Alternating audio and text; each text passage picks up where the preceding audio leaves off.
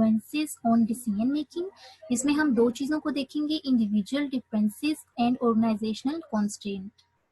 Next topic है ethics in decision making, the next one is improving creativity in decision making, and the last one is components model of creativity. तो सबसे पहले हम देखते हैं influences on decision making को। इसके अंदर हम ऐसे फैक्टर्स को देखेंगे कि जिससे हमें पता चलेगा कि लोग किस तरह डिसीजन लेते हैं और इनके डिसीजन किस तरीके से अफेक्ट होते हैं, यानी इनके डिसीजंस में किस हद तक एरर्स और बाइसेस हो सकते हैं। तो यहाँ हम डिस्कस करेंगे इंडिविजुअल डिफरेंसेस को और ऑर्गेनाइजेशनल कॉन्स्ट्रेंट्स को। तो सबसे पहले हम देखते हैं इंडिविजुअल डिफरेंसेस को। बेसिकली इंडिविजुअल डिफरेंस है क्या?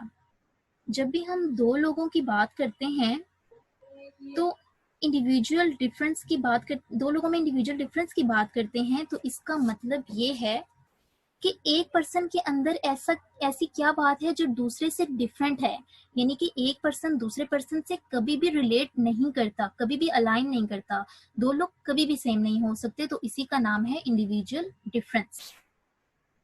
अब हम यहाँ ऐसे फैक्टर्स को देखेंगे कि जो दो लोगों के बीच डिफरेंस क्रिएट कर रहे होते हैं, जिसमें डिफरेंट फैक्टर्स हैं personality, gender, mental ability and culture differences. सबसे पहले हम देख लेते हैं पर्सनैलिटी को। पर्सनैलिटी है क्या? पर्सनैलिटी के बारे में हम डिटेल से पढ़ चुके हैं चैप्टर 5 में। यहाँ पे हम दो तरह के लोगों की बात करेंगे, एक है कंसाइशनेस पीपल और दूसरे है सेल्फ स्टीम पीपल। अब अगर सबसे पहले हम कंसाइशनेस पीपल की बात करते हैं तो कंसाइशनेस पीपल जो अपनी कमिटमेंट के साथ चलते हैं, अपनी कमिटमेंट के साथ हमेशा जुड़े रहते हैं, और वो लोग जिस तरह इस अपनी कमिटमेंट को अचीव करते जाते हैं तो उनकी कमिटमेंट्स इंक्रीज होती जाती हैं। इसी तरीके से अगर हम ड्यूटीफुलनेस पीपल को देखते हैं तो वो इससे बिल्कुल ऑपोजिट होते हैं। तो जो कॉन्साइशनेस पीपल होते हैं वो हमेशा अपनी कमिटमेंट के साथ चलते हैं, अपनी कमिटमेंट के साथ जुड़े होते हैं, वो जैसे जैसे सक्सेस हासिल करते हैं तो वो अपनी कमिटमेंट के साथ और ज्यादा मजबूत होते रहते हैं। नेक्स्ट है सेल्फ स्टीम। सेल्फ स्टीम, अब जो लोग हाई सेल्फ स्टीम के लोग होते हैं वो कामयाबी को बहुत पसंद करते हैं और नाकामी से नफरत करते हैं, लेकिन फिर भी अगर लाइफ में उन्हें नाकामी का सामना करना पड़े तो वो इसका सेहरा दूसरों के सर बांध देते हैं, यानी कि दूसरों को इसकी वजह ठहराते हैं कि हमें उस पर्सन की वजह से इस नाकामी का सामना करना पड़ा। नेक्स्ट हमारे पास है जेंडर। अब अगर जेंडर के अंडर डिफरेंस को देखते हैं तो हमें पता चलता है कि डिसीजन मेकिंग के अंदर रेम्यूनरेशन रेफर करती है लेंथ को। It means over thinking problem, कि हम प्रॉब्लम के ऊपर ओवर थिंकिंग स्टार्ट कर देते हैं। जैसे हम अगर बात करते हैं मैन एंड वुमेन की, कि कौन ऐसा पर्सन है जो कि रेम्यूनरेट करता है, मैन है या वुमेन है, तो हम अक्सर ये देख रहे होते हैं कि और पिछले 20 साल की जितनी भी रिसर्च हो चुकी है उसके मुताबिक जो फीमेल होती है वो अपना ज्यादातर टाइम स्पेंड करती है पास्ट, प्रेजेंट और फ्यूचर को एनालाइज करने में। वो प्रॉब्लम को एनालाइज करती है, एनालाइज करने के बाद डिफरेंट इंफॉर्मेशन इकट्ठी करके फिर डिसीजन ले लेती है, लेकिन डिसीजन लेने के बाद भी वो उस पर सोचती है कि उसका ये डिसीजन ठीक था या नहीं, वो खुद भी इस चीज को अश्योर नहीं कर पाती।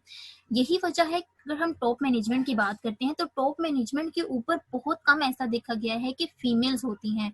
आपने ज्यादातर देखा होगा कि टॉप मैनेजमेंट के ऊपर ज्यादातर मेल्स ही पाए जाते हैं, क्योंकि बहुत सी जगह पे ये चीज समझी जाती है कि वुमेन अच्छा फैसला नहीं कर सकती, उनके वो फैसला करने के बाद भी उस पर सोच रही होती हैं, तो इसलिए मैन जो है ना एक अच्छा फैसला कर सकते हैं। इसके कुछ प्रोन्स एंड कॉन हैं। जैसे हम देखते हैं कि जो मेंस होते हैं वो प्रॉब्लम को कंसीडर करते हैं बहुत केयरफुली, और इसके साथ साथ वो प्रॉब्लम को सोल्व कर रहे होते हैं बार बार उस पर सोच के। अगर हम प्रॉब्लम के बारे में बार बार सोचेंगे तो हमें हमारा जो डिप्रेशन है वो इंक्रीज होता जाएगा और हम खुद भी उस चीज से अश्योर नहीं हो सकते। नेक्स्ट है मेंटल एबिलिटी। मेंटल एबिलिटी के अंदर हम सब जानते हैं कि हर किसी की मेंटल एबिलिटी भी सेम नहीं होती। कुछ लोग हाई लेवल मेंटल एबिलिटी रखते हैं और कुछ लो लेवल मेंटल एबिलिटी रखते हैं।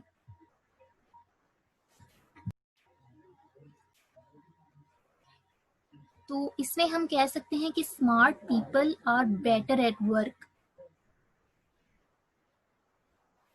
बिकॉज वो चीज़ों को जल्दी सीखते हैं, प्रॉब्लम बेटर तौर पर सॉल्व करते हैं और उनसे गलती का इम्कान भी कम होता है।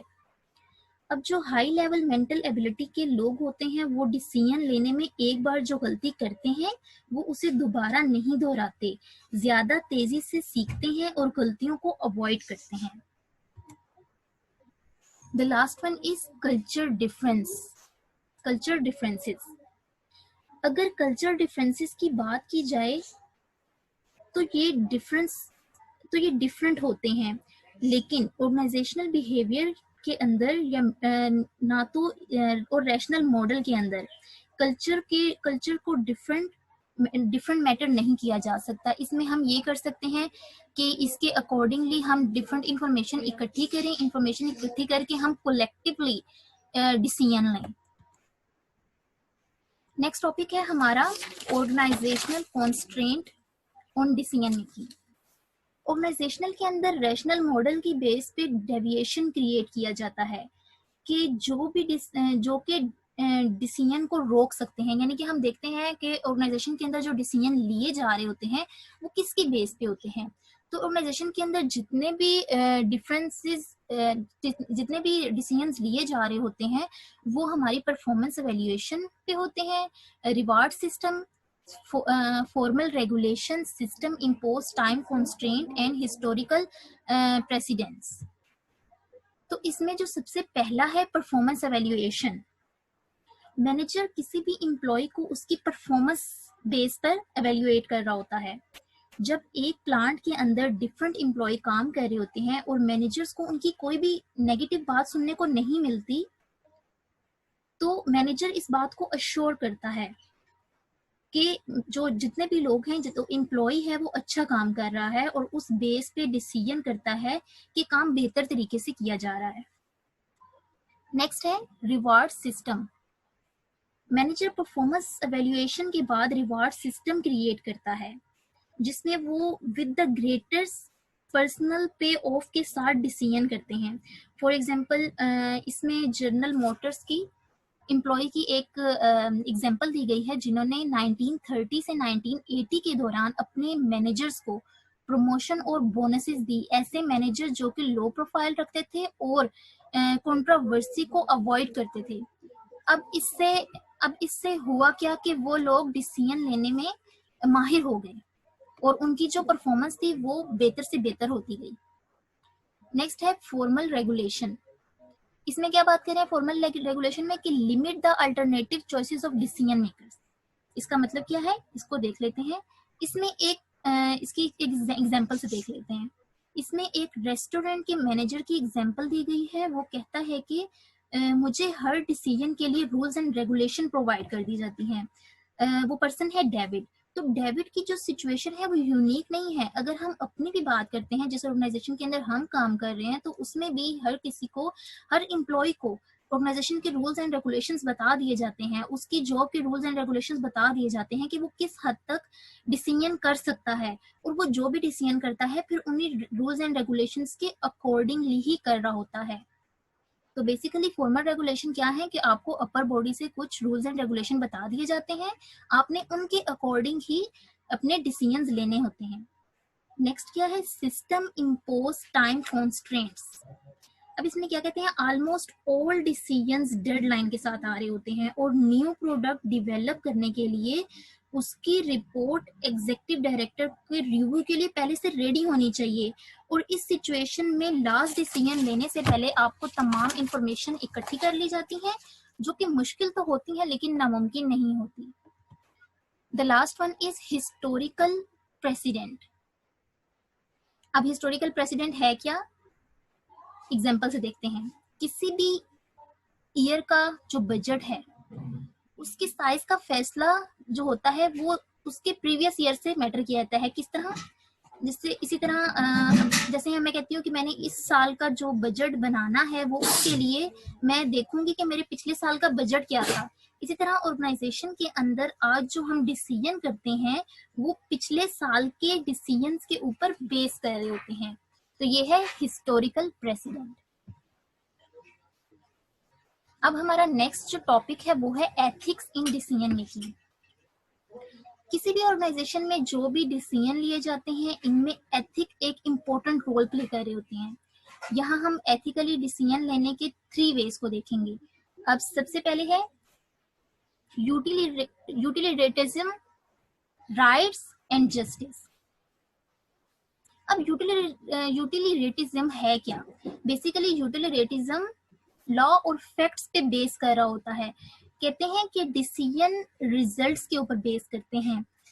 सबसे बड़ी जो इसकी तादाद है, जब से सबसे बड़ी तादाद में सबसे ज्यादा अच्छा फूड सर्च करना, ठीक है, seeking the greatest food for the greatest number. इस तरह के ख्यालात बिजनेस डिसीजन पर हावी हो जाते हैं। इसके भी फिर कुछ प्रॉन्स एंड कॉन्स हैं। इसके प्रॉन्स क्या है कि ये प्रमोट कर रहा होता है एफिशिएंसी को और प्रोडक्टिविटी को। और अगर कॉन्स की बात करते हैं तो ये किसी की भी इंडिविजुअल के राइट, स्पेशली माइनॉरिटी को इग्नोर कर देता है। The next one is rights. इसमें डिसीजंस लाइबोरिटी और प्रिविलेज के अकॉर्डिंगली किए जाते हैं, ठीक है। किसी भी इंडिविजुअल के बेसिक राइट्स की रिस्पेक्ट करनी चाहिए। जैसे हम कह सकते हैं कि राइट आजकल के हवाले से अगर देखा जाए तो राइट यानी कि आप किसी चीज का हक, किसी चीज का सही होना और किसी चीज पर हक रखना, ये दो अलग अलग बातें हैं। इसकी एग्जांपल ये टॉपिक कंप्लीट होने पे आपको दूंगी। इसके कुछ प्रॉन्स एंड कॉन्स हैं। अगर मैं प्रॉन्स की बात करती हूँ तो प्रॉन्स इससे क्या है, ये किसी भी इंडिविजुअल को प्रोटेक्ट करे और उसको उसके राइट्स को प्रिजर्व करेगा। इसके कॉन्स क्या है? एक खास लिमिट से ज्यादा लीगलिस्टिक वर्क एनवायरनमेंट क्रिएट करेगा। तो नेक्स्ट टॉपिक है हमारा जस्टिस का। जस्टिस में वो क्या कहते हैं? रूल्स को फेयरली एंड इम्पार्शली इम्पोज किया जाए, बेनिफिट्स और कॉस्ट को इक्वली डिस्ट्रीब्यूट किया जाए। इसी तरीके से इसके भी कुछ प्रॉन्स एंड कॉन्स हैं। कहते हैं कि वीकर मेंबर के इंटरेस्ट को प्रोटेक्ट किया जाए। और कॉन्स क्या है? सेंस ऑफ इंटाइटलमेंट को इंकरेज किया जाए। अब जैसे मैंने बात की थी इसके एग्जांपल की, राइट्स एंड जस्टिस दोनों में फर्क क्या है? किसी चीज